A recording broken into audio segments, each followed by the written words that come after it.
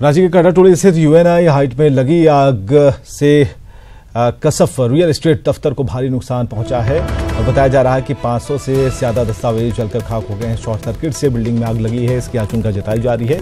फिलहाल आग पर काबू पा लिया गया है, लेकिन इस बीच लाखों की संपत्ति का नुकसान हो गया है। तो बड़ी खबर हम आपको बता रहे हैं, काटाटोली स्थित यूएनआई हाइट में आग लगी थी, इस पर काबू पा लिया गया है, लेकिन भारी नुकसान हुआ है। यहाँ पर 500 से ज़्यादा दस्तावेज जलकर खाक हो गए हैं।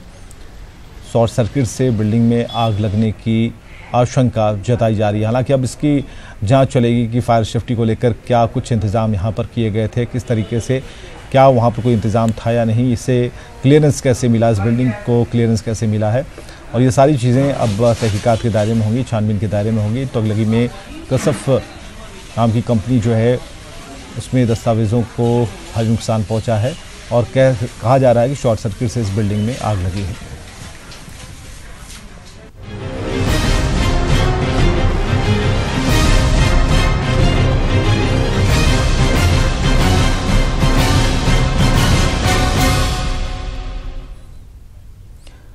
झारखंड प्रदेश बीजेपी के नेता और कार्यकर्ता रांची, चतरा और कोडरमा की पार्टी के उम्मीदवारों की घोषणा का इंतजार कर रहे हैं। हालांकि लंबे समय बाद भी नाम तय नहीं होने से पार्टी कार्यकर्ताओं में निराशा देखी जा रही है और इसके बावजूद पार्टी का कहना है कि उम्मीदवार का ऐलान जल्द होगा और चुनाव को लेकर वो पूरी तरह से तैयार हैं।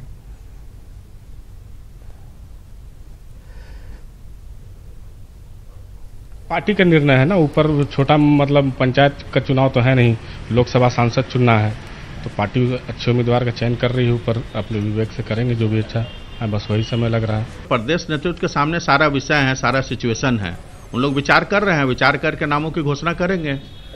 भारतीय जनता पार्टी है ना, इसकी अपनी प्रक्रिया, उस प्रक्रिया से गुजर के ही तो नामों की घोषणा होगी। सर कुछ नाम बताइए जो रेस में रांची लोकसभा क्षेत्र। भारतीय जनता पार्टी के कार्यकर्ता के सामने में सिर्फ एक नाम है, वो है नरेंद्र मोदी जी का, और भारतीय जनता पार्टी के कार्यकर्ता नरेंद्र मोदी जी को प्रधानमंत्री बनाने के लिए जी जान से काम करेंगे।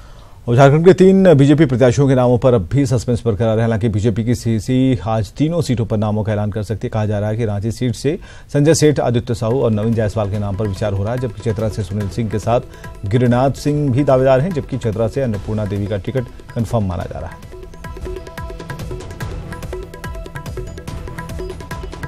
पार्लियामेंट्री बोर्ड के द्वारा जल्द से जल्द इन 3 स्थानों में उम्मीदवारों की घोषणा हो जाएगी।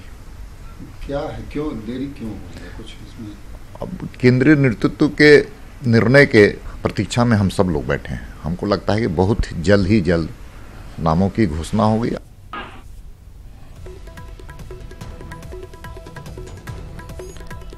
और चलिए राजेश कुमार ने सीधे जुड़ते हैं। राजेश, क्या कुछ नया अपडेट इस पूरे मामले में आया है? क्योंकि जब आपसे हमारी बातचीत हो रही थी तो ये आपने कहा था कि आज शाम या फिर कल सुबह तक इन नामों पर कुछ फाइनल बातचीत हो जाएगी, ये सब जो अभी धुंध के बादल हैं वो छट जाएंगे। फिलहाल क्या अपडेट है अभी आपके पास? देखिए, आज ये पूरी उम्मीद की जा रही है कि शायद शाम तक में नामों की घोषणा हो जाए, और सबसे ज़्यादा पेच रांची और चतरा को लेके है। कोडरमा लगभग कंफर्म माना जा रहा है कि अन्नपूर्णा देवी ही होंगी प्रत्याशी। लेकिन इस बीच देखिए, पार्टी ऑफिस में माहौल थोड़ा अजीब टाइप का है, वो निराशा का माहौल है। पार्टी के जो नेता कार्यकर्ता हैं बस इंतजार कर रहे हैं कि 3 लोकसभा क्षेत्रों के प्रत्याशियों के नामों की घोषणा हो जाए तो शायद वो अपने काम में लग जाए। हमारे साथ है मीडिया विभाग के संजय जायसवाल। ये बताइए कि इंतजार लंबा खिंचता जा रहा है। देखिए, जैसा आला कमान का जैसा निर्देश है, जैसे आज मालूम चल रहा है कि आज शाम तक हो जाने की संभावना है। तो क्या लग रहा है जो नाम चल रहे हैं वही उन्हीं में से कोई होंगे रांची के लिए? देखिए, बीजेपी कार्यकर्ता जो भी होंगे बीजेपी कार्यकर्ता होंगे, और हम लोग बीजेपी कार्यकर्ता, और कमल फूल को वोट देना है, हम लोग को मोदी जी को जिताना है। आपके बीच से होंगे या बाहर से भी आ सकते हैं? नहीं, हम लोग बीच से होंगे, कोई ना कोई कार्यकर्ता ही होंगे, क्योंकि पार्टी कार्यकर्ता को ही टिकट देगी। देखा जा रहा है कि चुनाव के ऐन वक्त पर कुछ बाहरी दूसरे दल से लोग आके वो टिकट की दावेदारी करते हैं। ऐसा कुछ नहीं है, जो हमारे पार्टी का जो संविधान, जो नियम कानून मानेंगे वो हमारे पार्टी के हैं, हमारे विचारधारा के हैं। जो हम वो कितने दिन पहले ही क्यों ना आए? नहीं, ऐसी कोई बात नहीं, किसी दिन नहीं, मैंने जो हमारे पार्टी का विचारधारा से जुड़ गए हैं और समीकरण में आते हैं तो हम उनको जरूर मदद करते हैं।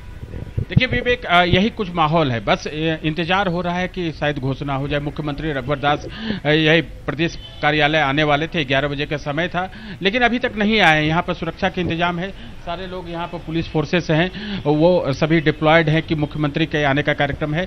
कल वो 12 बजे तक आए थे, यहाँ पर 2-2.5 घंटे रहे थे, पार्टी के नेता कार्यकर्ताओं से बात भी की थी, लेकिन हर प्रदेश स्तर की इकाई के सभी लोग बस इसी का इंतजार कर रहे हैं कि केंद्रीय चुनाव समिति कब 3 लोकसभा क्षेत्र के प्रत्याशी के नाम पर मुहर लगाती है और कौन सा चेहरा होता है। ये अलग बात है कि प्रधानमंत्री नरेंद्र मोदी के नाम पर ही चुनाव लड़ा जाएगा, लेकिन ये भी बहुत जरूरी है कि वो चेहरा कौन होगा, चेहरा में कितना दम होगा, यही देखने वाली बात होगी। इसी तलाश में केंद्रीय चुनाव समिति या केंद्रीय संगठन के लोग अभी तक लगे हुए हैं, जिसमें कुछ तय नहीं हो पाया है, इसलिए कई नाम हवा में तैर रहे हैं, कुछ नाम मजबूत दावेदारी के साथ लिए जा रहे हैं, लेकिन यह इंतजार करना होगा। पार्टी के प्रदेश स्तर के नेताओं के पास भी कोई पुख्ता जानकारी नहीं है कि कौन से नेता आगे चल रहे हैं। प्रदेश चुनाव समिति ने जो नामों की घोषणा की थी उससे इतर भी कोई नाम हो सकता है। रांची लोकसभा क्षेत्र हॉट सीट है, यहाँ पर कौन सा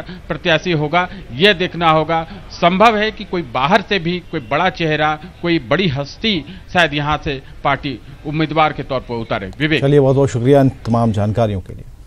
और गोड्डा सीट पर फ्रेंडली फाइट की पुरजोर मांग उठाने वाले इरफान अंसारी न्यूज़ 18 के सवाल पर बैकफुट पर जाते दिखे। जब उनसे ये सवाल पूछा गया कि कांग्रेस में आपकी मांग की लगातार अनदेखी हो रही है तो क्या पार्टी से इस्तीफा देंगे, इसके जवाब में इरफान ने अपनी राजनीति को पिता फुरकान अंसारी से अलग बताया। अंसारी की राजनीति करना का तौर तरीका अलग है, मेरा राजनीति करने का तौर तरीका अलग है। फुरकान अंसारी से मुझे मत जोड़िए। फुरकान अंसारी मधुपुर में रहता है, मैं जामताड़ा में रहता हूँ, लेकिन कांग्रेस के हित में यदि कोई बात है तो कीजिए। कांग्रेस को कोई कमजोर करेगा, मैं उसको बर्दाश्त नहीं करूँगा। ग्राउंड रियलिटी मैं जानता हूँ। डॉक्टर अजय को और आरपीएन सिंह को प्रदीप यादव के लोगों ने इतना कान भर दिया, कह दिया कि फुरकान अंसारी गोड्डा से नहीं जीत सकता।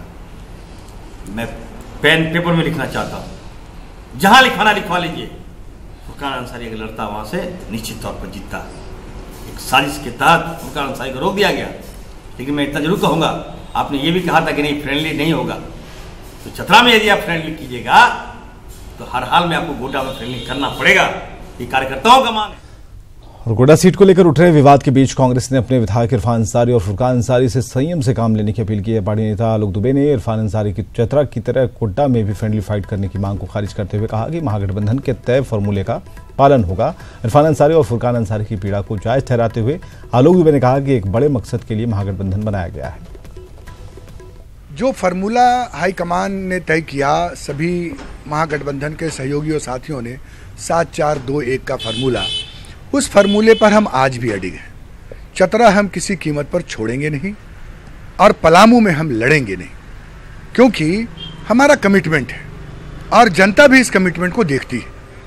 रह गई बात फुरकान अंसारी जी की और इरफान जी की, तो एक स्वाभाविक पीड़ा बनती है, और ये बात सिर्फ फुरकान जी के लिए या गोड्डा के लिए नहीं है, ये झारखंड के सभी सीटों पर हमारे कांग्रेस के वर्कर की आंतरिक पीड़ा है कि हमें अपने तैयारी थी, लड़ना चाहिए, ये सारी चीजें होती हैं। तो चलिए, राइस तोमर है संपादक झारखंड के, उनसे सीधे जुड़ते हैं। फुरकान अंसारी और इरफान अंसारी, इन दोनों के बीच में कई बातें हो रही हैं। अब कोई बैकफुट पर है और कोई अपनी स्थिति में बना हुआ है। राइस, हम ये जानना चाहते हैं कि क्या होना है। ये फ्रेंडली फाइट तो होने की संभावना से फिलहाल इनकार किया जा रहा है, क्या होगा क्या? देखिए विवेक, अगर आप फुरकान अंसारी और इरफान अंसारी के अगर दर्द को आप समझें और राजनीतिक लिहाज से भी समझने की कोशिश करें तो उनके बातों में दम है। लेकिन ये जो बातें हैं, ये जो लड़ाई लड़ रहे हैं महागठबंधन के अंदर में, वो खुद सामने से नहीं लड़कर मीडिया के माध्यम से लड़ रहे हैं। वो लगातार बयान रिलीज करते हैं, मीडिया को ये कहने की कोशिश करते हैं कि भाई चतरा में जब आप फ्रेंडली चुनाव लड़ सकते हैं, फ्रेंडली फाइट कर सकते हैं, तो गोड्डा में क्यों नहीं करते हैं। उसके पीछे दावा ये है कि उनके जो पिताजी हैं पिछले चुनाव में प्रदीप यादव से ज्यादा वोट लाया था, तो ऐसे में ये सीट स्वतः कांग्रेस के खाते में जाना चाहिए।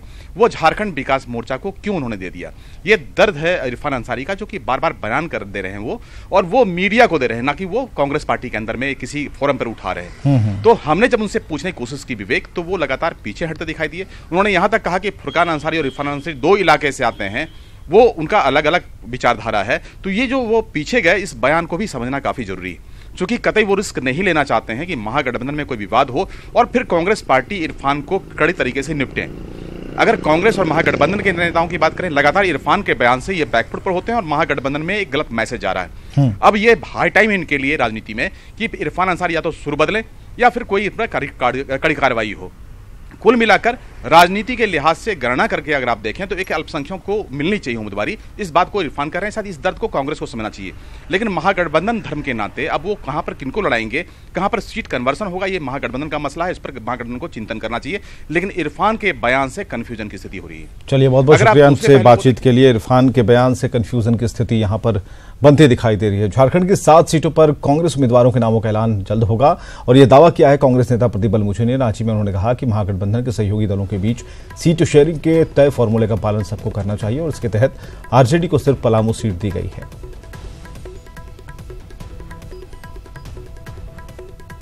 ये तय हुआ था कि चतरा कांग्रेस को जाएगी और पलामू जो है वो जाएगा आरजेडी को। अब आरजेडी का उम्मीदवार वहाँ दे देना निश्चित रूप से कहीं ना कहीं आप गठबंधन का पालन नहीं कर रहे हैं। अगर हम अब फिर वहाँ दे देंगे, आपको पलामू में दे देंगे, तो फिर तो कहीं ना कहीं गठबंधन महागठबंधन को नुकसान होगा।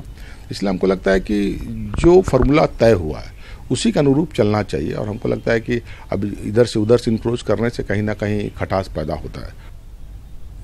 और झारखंड में आरजेडी से बीजेपी में बड़े नेताओं के शामिल हो जाने को आरजेडी ने साजिश करार दिया। झारखंड आरजेडी के प्रदेश उपाध्यक्ष राजेश यादव ने कहा कि आरजेडी को कमजोर करने की साजिश की जा रही है, लेकिन आरजेडी कार्यकर्ता लालू प्रसाद के पीछे मजबूती से खड़े हैं। राजेश यादव ने कहा कि आरजेडी महागठबंधन का हिस्सा है और चतरा में मजबूती से मुकाबला करेगा।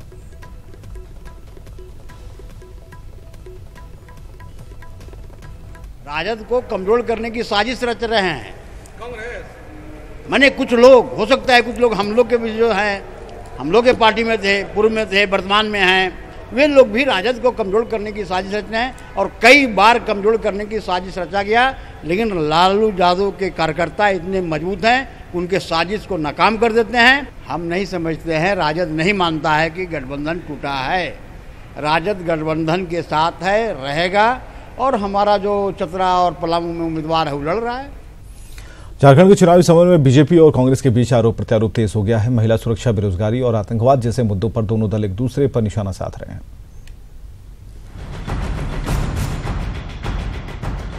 चुनावी महासमर में इस बार मैनिफेस्टो भी बड़ा हथियार होगा। इसके जरिए तमाम सियासी दल एक दूसरे पर हमला बोलने की तैयारी में हैं। यही वजह है कि सभी राजनीतिक दल अपने मैनिफेस्टो में स्थानीय मुद्दों को तरजीह दे रहे हैं। बीजेपी को घेरने के लिए कांग्रेस अपने घोषणा पत्र में महिला सुरक्षा, आतंकवाद और आदिवासी हितों को मुद्दा बनाने जा रही है। जो देश में गिरावट आई है, बेरोजगारी बढ़ी है, रोजगार में गिरावट आई है, उसको मूल मुद्दा बनाएंगे। आतंकवाद, महिला सुरक्षा, इन बातों पर बात करेंगे, न कि चाय वाले और चौकीदार पे बात करेंगे। विपक्षी दलों के मैनिफेस्टो को देखते हुए बीजेपी भी विकास और भ्रष्टाचार जैसे मुद्दों पर पलटवार करने की रणनीति बना रही है। यही नहीं, केंद्र से लेकर राज्य की बीजेपी सरकार की उपलब्धि को भी घोषणा पत्र के माध्यम से आम जनता के बीच ले जाने की तैयारी हो रही है। साथ ही विपक्षी दलों के खिलाफ भी जोरदार रणनीति तैयार की जा रही है। झारखंड बनने के बाद विकास के रास्ते में अवरोध पैदा करने का काम, चाहे वो झारखंड विकास मोर्चा हो, कांग्रेस हो, आरजेडी हो और झारखंड में कांग्रेस हो, सारे समूहों का एक मिलना इस बात का द्योतक है कि इनको झारखंड की चिंता कम और अपने परिवार की चिंता ज़्यादा है। बहरहाल चुनावी सरगर्मी के बीच कांग्रेस और बीजेपी की ओर से जहां दिल्ली में घोषणा पत्र जारी करने की तैयारी है, वहीं क्षेत्रीय दल भी रांची में मैनिफेस्टो जारी करेंगे। चुनावी समर में पूरी ताकत झोंक रहे राजनीतिक दलों को उम्मीद है कि ये मैनिफेस्टो उनके लिए न सिर्फ बड़ा हथियार साबित होगा, बल्कि चुनावी नैया पार कराने में भी अहम भूमिका निभाएगा। न्यूज़ 18 के लिए रांची से भुवन किशोर झा की report.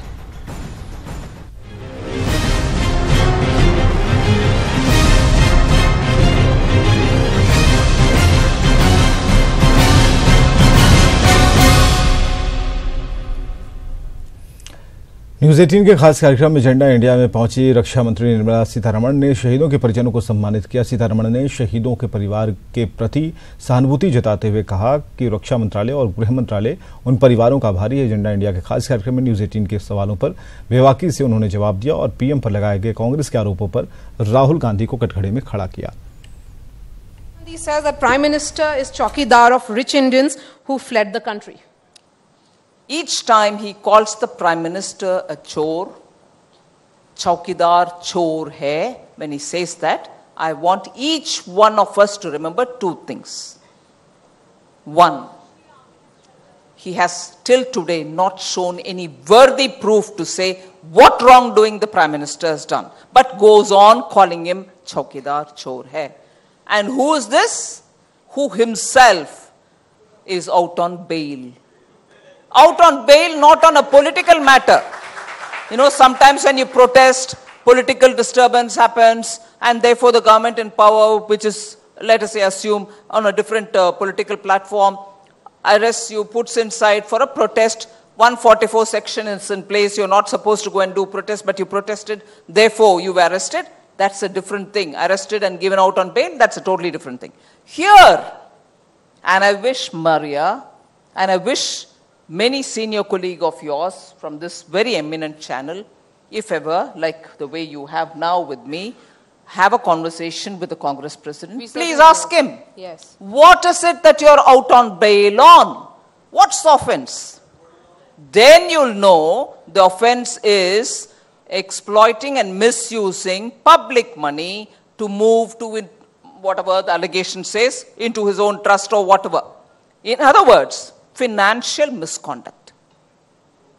And he is calling somebody a chore on whom there's not even an FIR. Not today, since the time he's been in public life. News 18 agenda India कार्यक्रम में बीजेपी अध्यक्ष अमित शाह से नेटवर्क 18 के group editor in chief Rahul Joshi ने खास बातचीत की। खास शो में अमित शाह ने कहा कि मोदी सरकार ने आतंकवाद के खिलाफ लड़ने के नजरिए में बदलाव किया है और अब आतंकियों के घर में घुसकर जवाब दिया जाता है। सरकार ने पहले सर्जिकल स्ट्राइक्स भी की, अभी बालाकोट पे एयर स्ट्राइक भी की। इसके बावजूद जैश ए मोहम्मद और लश्कर ए तैयबा पाकिस्तान में फ्रीली काम कर रहे हैं, घूम रहे हैं और आए दिन कश्मीर पे हमला कर देते हैं। तो इस पर सरकार का क्या कदम रहेगा? क्या इसका जवाब है इससे कुछ बड़ी स्ट्राइक या कोई और कठोर कदम? देखिए, मैं मानता हूं कि 10 साल पहले अगर इस प्रकार के कठोर कदम उठाने की शुरुआत हुई होती तो आज दोनों हादसे होते ही नहीं। सर्जिकल स्ट्राइक या एयर स्ट्राइक और उससे बड़ी स्ट्राइक, एक भी निर्णय, एक भी कदम हमारी ओर से शुरुआत नहीं है। मगर भारतीय जनता पार्टी की नरेंद्र मोदी सरकार ने आतंकवाद के खिलाफ लड़ने का नजरिए में बदलाव किया है। पहले लड़ाई भारत की भूमि पर होती थी, जब वो घुसते थे तब हम रोकने का प्रयास करते थे, कुछ वो मरते थे, कुछ हमारे जवान शहीद होते थे। अब हर एक घटना के बाद उनको मुंह तोड़ जवाब दिया जाता है और जहां से आतंकवाद शुरू होता है वहीं मर्म स्थान पर चोट करने की शुरुआत भारतीय जनता पार्टी की नरेंद्र मोदी सरकार। ये अप्रोच का जो अंतर है, मैं मानता हूं यही इसका समाधान है। हम किसी की सोच नहीं बदल सकते, क्योंकि ये सोच जहां पनपती है वहां हिंदुस्तान का संविधान के दायरे में नहीं है, मगर जहां पर पनपती है वहां आपने आत्मरक्षा की अधिकार का उपयोग करते हुए हम उस पर चोट जरूर कर सकते हैं। और ये करने की शुरुआत भारतीय जनता पार्टी की नरेंद्र मोदी सरकार ने की है। चाहे वो सर्जिकल स्ट्राइक हो, चाहे एयर स्ट्राइक हो, इसी का द्योतक है कि अब किसी को बख्शा नहीं जाएगा। अगर भारत की सीमाओं की आपने सम्मान नहीं किया, भारत के जवानों की सुरक्षा के साथ छेड़खानी करने का प्रयास किया, तो आपको उसका जवाब